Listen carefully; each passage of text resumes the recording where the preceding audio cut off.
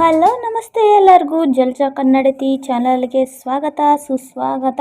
ನಾನಿವತ್ತು ಹೀರೆಕಾಯಿನ ಬಳಸ್ಕೊಂಡು ಹೀರೆಕಾಯಿ ಚಟ್ನಿ ಹೇಗೆ ಮಾಡೋದು ಅಂತ ತೋರಿಸ್ತಾ ಇದ್ದೀನಿ. ಇದು ತುಂಬ ಟೇಸ್ಟಿಯಾಗಿರುತ್ತೆ. ಇಡ್ಲಿ ದೋಸೆ ಇದಕ್ಕೆಲ್ಲ ತಿನ್ನೋದಕ್ಕೆ ತುಂಬ ಚೆನ್ನಾಗಿರುತ್ತೆ, ಹೆಲ್ತಿಯಾಗಿ ಕೂಡ ಇರುತ್ತೆ. ನೋಡಿ, ಈಗ ನನ್ನ ಮಗಂಗೆ ತಿನ್ನಿಸ್ತೀನಿ, ಅವನೇ ಹೇಳ್ತಾನೆ ರಿಸಲ್ಟು. ಸೂಪರ್ ಆಗಿದೆ, ಮನೆಯಲ್ಲೇ ಮಾಡಿಕೊಂಡು ಆರೋಗ್ಯವಾಗಿ ಇರಿ ತಿಂದು ಅಂತ ಹೇಳ್ತಾ ಇವಾಗ ಸ್ಟಾರ್ಟ್ ಮಾಡೋಣ ವಿಡಿಯೋನ.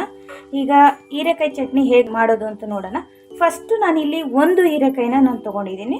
ಇದು ನೋಡಿ, ಈಗ ಒಂದು ಹೀರೆಕಾಯಿನ ಎಳೆದು ನಾನು ತೊಗೊಂಡಿದ್ದೀನಿ. ಯಾವುದಾದ್ರೂ ಪರವಾಗಿಲ್ಲ, ಅಂದರೆ ತುಂಬ ಬಲ್ತಿರಬಾರ್ದು, ಟೇಸ್ಟ್ ಚೆನ್ನಾಗಿರಲ್ಲ. ಈಗ ಇದ ಮೇಲೆ ಸಿಪ್ಪೆಯನ್ನು ತಕ್ಕೊಳ್ಳೋಣ.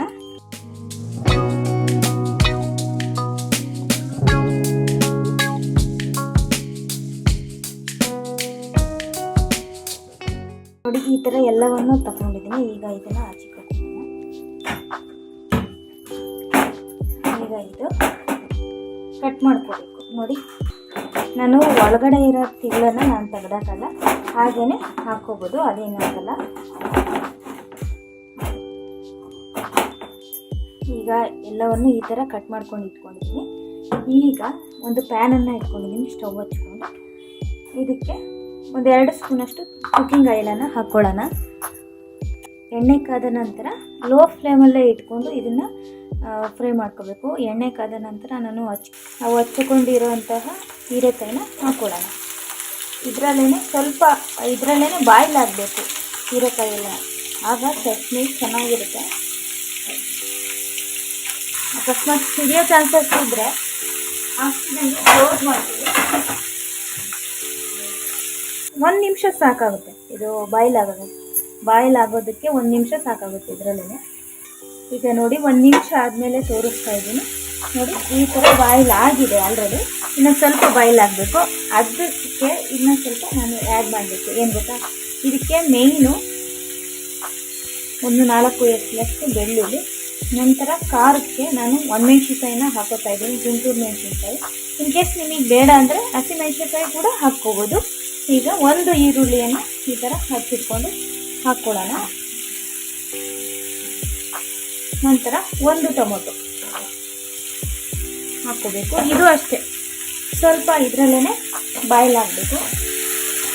ನೀವು ಯಾವಾಗಲೂ ಚಟ್ನಿ, ಕಾಯಿ ಚಟ್ನಿ ಮತ್ತು ಕಡಲೆ ಬೀಜದ ಚಟ್ನಿ ಯಾವಾಗಲೂ ಅದೇ ಮಾಡ್ಕೊಂಡು ತಿಂದಿದ್ರೆ ಇದು ವೆರೈಟಿ ಆದಂತಹ ಚಟ್ನಿ. ನೀವು ಒಮ್ಮೆ ಟ್ರೈ ಮಾಡಿ, ಹೇಗೆ ಬಂದಿದೆ ಅಂತ ಕಮೆಂಟ್ ಬಾಕ್ಸ್ ಮೂಲಕ ತಿಳಿಸಿ.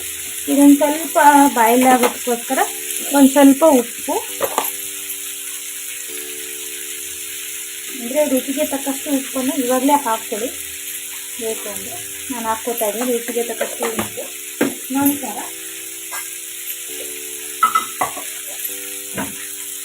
ಒಂದು 1/4 ಸ್ಪೂನಷ್ಟು ಅರಶಿನ, ಇದು ಅಷ್ಟೇ, ಸ್ವಲ್ಪ ಮಿಕ್ಸ್ ಮಾಡ್ಕೊಳ್ಳೋಣ.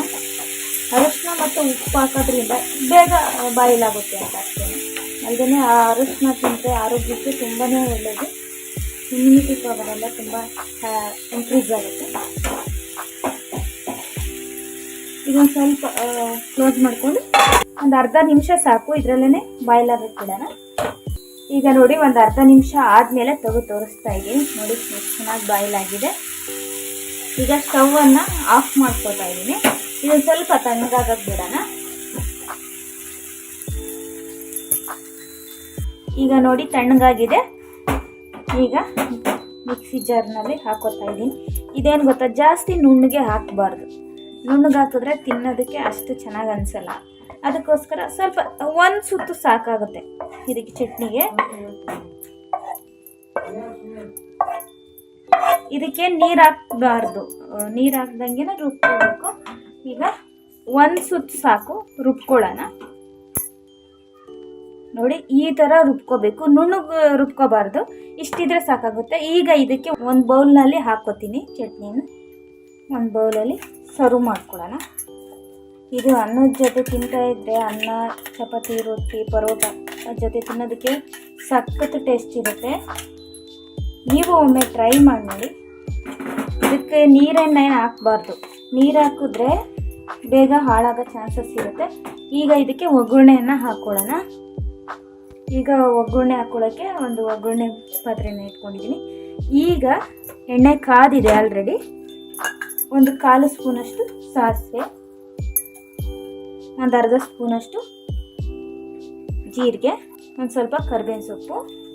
ಒಗ್ಗರಣೆಗೆ ನಾನು 1 ಮೆಣಸಿನ್ಕಾಯಿನ ಹಾಕ್ಕೊಳ್ತಾ ಇದ್ದೀನಿ ಕಟ್ ಮಾಡಿಕೊಂಡು. ಇದಕ್ಕೊಂದು ಸ್ವಲ್ಪ ಇಂಗು, ನಂತರ ಇಲ್ಲಿ 1-2 ಈರುಳ್ಳಿ, ನಂತರ ಒಂದು ಸ್ವಲ್ಪ ಕೊತ್ತಂಬರಿ ಸೊಪ್ಪು. ಅಂದರೆ ಒಂದು ಅರ್ಧ ಈರುಳ್ಳಿ ಕಟ್ ಮಾಡ್ಕೊಂಡು ಹಾಕ್ಕೊಂಡ್ರೆ ಸಾಕಾಗುತ್ತೆ. ಈಗ ಇದನ್ನು ಸ್ವಲ್ಪ ಮಿಕ್ಸ್ ಮಾಡ್ಕೊಳ್ಳೋಣ. ಒಗ್ಗರಣೆ ಈಗ ಒಗ್ಗರಣೆ ಆಗಿದೆ, ಒಗ್ಗರಣೆನ ಹಾಕ್ಕೊಳ್ಳೋಣ.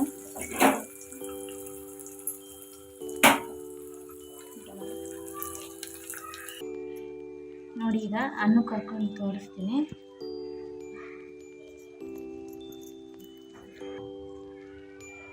ಎಷ್ಟು ಚೆನ್ನಾಗಿದೆ ಅಂದರೆ ಟೇಸ್ಟು ಅಷ್ಟೇ ಚೆನ್ನಾಗಿದೆ.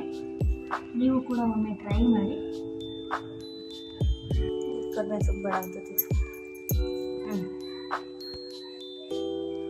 ನೋಡಿ, ಈಗ ನನ್ನ ಮಗಂಗೆ ತಿನ್ನಿಸ್ತೀನಿ, ಅವನೇ ಹೇಳ್ತಾನೆ ರಿಸಲ್ಟು. ಸೂಪರ್ ಆಗಿದೆ. ಈ ವಿಡಿಯೋ ಇಷ್ಟ ಆಗಿದ್ದರೆ ಲೈಕ್ ಮಾಡಿ, ಶೇರ್ ಮಾಡಿ, ಕಮೆಂಟ್ ಮಾಡಿ. ಮತ್ತೆ ಹೊಸ ವಿಡಿಯೋ ಜೊತೆ ಬರ್ತೀನಿ. Thank you.